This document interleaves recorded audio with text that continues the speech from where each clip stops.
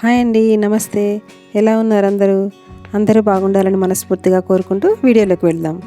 ఈరోజు నేను మా ఇంట్లో మజ్జిగ పులుసు ఎలా తయారు చేస్తానో చూపిస్తానండి.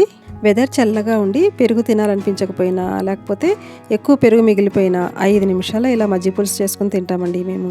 ఫస్ట్ ఒక ప్యాన్ స్టవ్ మీద పెట్టేసి అందులో కొంచెం ఆయిల్ వేసుకోవాలి. దాంట్లోకి ఒక స్పూన్ జీలకర్ర, ఆవాలు వేసి అవి చిటపటలాడిన తర్వాత ఒక స్పూన్ శనగపప్పు వేసి అవి కాస్త వేగిన తర్వాత ఒక ఆనియన్ని సన్నగా తరిగి అందులోకి వేసి వేయించాలి. అవి కాస్త వేగిన తర్వాత ఒక 2 పచ్చిమిర్చి ముక్కల్ని వేసుకొని వేయించుకోవాలి.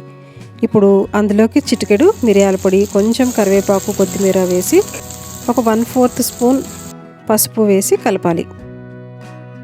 ఈలోగా మనం ఒక మెయిన్ ఇంగ్రీడియంట్ని ప్రిపేర్ చేసుకుందాం. అదేంటంటే పప్పుల పొడి. దీన్నే పుట్నాల పొడి అని కూడా అంటారు. పుట్నాలు అంటే తెలుసు కదా మీకు అందరికీ. ఒక 2 స్పూన్ల పప్పుల పొడిని ఒక కప్లో తీసుకొని నీళ్లు వేసి ఉండలు లేకుండా కలపాలి. ఇలా కలిపిన దాన్ని ఇంకా ప్యాన్లో వేసి కలిపేసేయాలి. ఇంకొంచెం చిక్కగా లేకుండా నీళ్ళు వేసి కలిపి ఒక్క ఉడుకు వస్తే చాలు. జస్ట్ బాయిల్ అవుతుండగానే స్టవ్ ఆఫ్ చేసేసి అందులోకి మన దగ్గర ఉన్న పెరుగుని కలిపేసేయాలి.